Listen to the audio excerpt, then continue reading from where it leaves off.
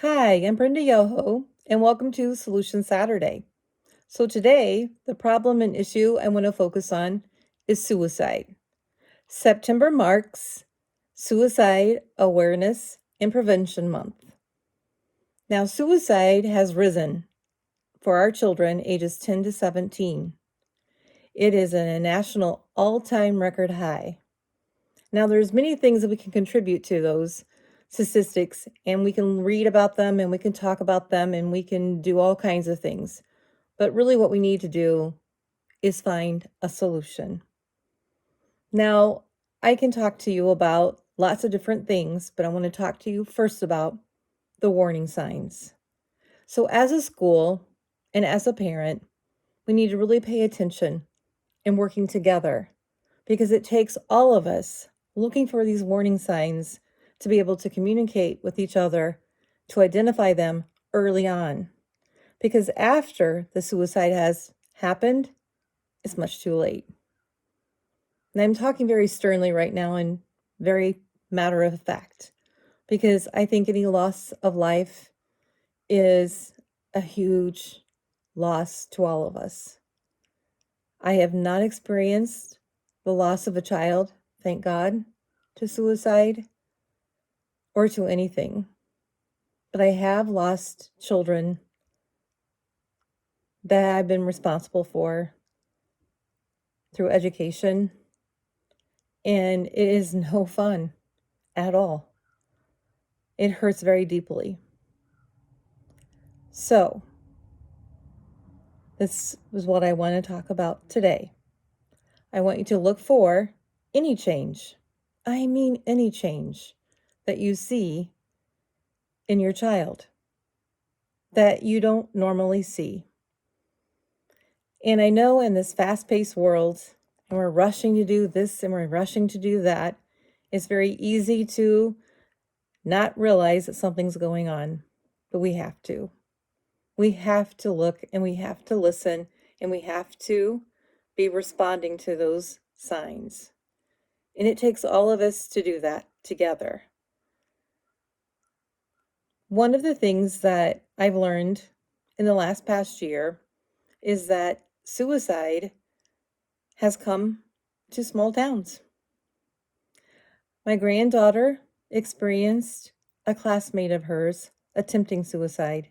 He was not successful, but she talked to me a little bit about the suicide attempt. And I don't know that everybody did everything that they could before or after the situation. Then, as my grandsons began to play baseball, we once again saw suicide in the summer baseball fields as a young child's smiling face lit up the screen at the ballpark because he attempted suicide and was very successful in doing so, leaving behind a mourning family, a grieving team, and many people asking the question, why? And he had experienced bullying. Now, there's lots of that going on. I wish I could say that there isn't, but there is.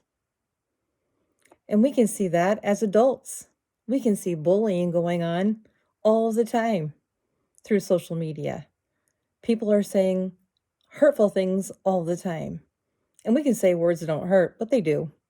And we can say that lots of things are happening and, well, we just don't worry about it. Not true. In my book that I'm getting ready to publish in just a few months, there's a story about a young woman in school. A fight breaks out and she's beaten. And that's videotaped and it is published out for everybody to see, laugh about, and think it's really funny. She can't hardly take that because her image is out there and is being replayed over and over and over again. to the point that she thought like, and she felt like it was never going to go away. So she killed herself. The importance of my book is not that I want to make any money, because I plan on donating lots of it to schools to help them. That's not why I wrote it. That's not why I do these segments. It's not why I write things and publish them on my blog.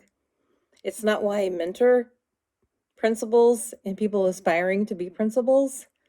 It's because I want to get this message out that home, school, and community need to work together to help our children, and that we need to have a system in place where we're looking at the whole child and doing everything we possibly can to help that child feel successful and have the skills they need to be resilient and to be able to carry on in life. Because let's just face it, life is not getting any easier, it's getting harder. So, warning signs for kids that are struggling: a change in their behavior, a change in their sleep habits, change in their eating habits. A sign that they are feeling very strongly emotionally is if they're acting out in a way that they don't normally act out. If they're sad all the time, or if they're angry all the time, if they're giving things away, if they're talking about death more, if they're asking questions about different things of like, what would this do to a person? Things like that. There are lots of things that you can learn about suicide risk and warning signs. I just posted some things about that, and I'll continue to do so through the whole month of September. 988 is a number to call if you are feeling like you want to commit suicide, or if you have those thoughts. 988 is a quick call to someone who can talk to you and provide you with the resources you need. There is always, always someone there to help. Always. It's okay not to feel okay. But I want you to know that there are people here to help you to feel okay. I think that one of the things that's so important is to know that we need to listen even to the things that aren't said. Our kids are telling us lots of things, even when we're not hearing them. They're showing us stuff. Please monitor the social media, because see, when we were growing up, we didn't have cell phones. Thank goodness. So the bullying could stop as soon as we closed our front door or our back door, whichever way we came in the house. But now it comes into the bedroom even with you. It is 24/7. And the kids are hearing this stuff all of the time. You can never shut it down. Go back to my story that's in my book. The young lady who kept seeing that fight replayed. She could never get it to erase, to go away. And it really worked on her to the point where she committed suicide.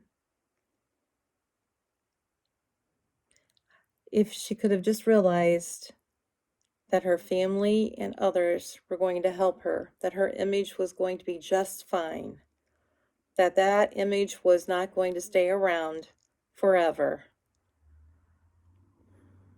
we could have helped her. We need to be so conscientious of the things that we're saying, the things that we're doing, and helping our kids to understand the importance of walking away, getting some help, understanding that there are things that we can do to help them. So please hear me today say, communicate with home, school, community resources, everybody working together to help children understand there is always someone that's willing to help them to feel okay. They need to feel good. They need to feel safe everywhere they go. That's the whole point of my book, and that's the whole point of what we need to do for them for their whole entire life. They need to feel good and feel safe. And we as adults need to have the same thing. If you're not feeling good and you're not feeling safe, maybe you should read the book too. I think it'll help you. We can feel good and feel safe by the choices that we make each day. And I'm hoping that you're helping someone else feel those two things in their lives. Because together, we can be the solution daily in the lives of so many. So I thank you today for talking with me and listening to suicide prevention and awareness. Look for the warning signs. Call 988 if you are feeling like you want to commit suicide or you have any thoughts of suicide, and counselors can help you get connected with the right people and right resources. Please talk to a trusted adult to help you to feel okay. Read some of my posts on my website at brendayoho.com. There are other resources. The National Association for Suicide Prevention. There's lots of things that you can do to help you. Thank you. Many blessings.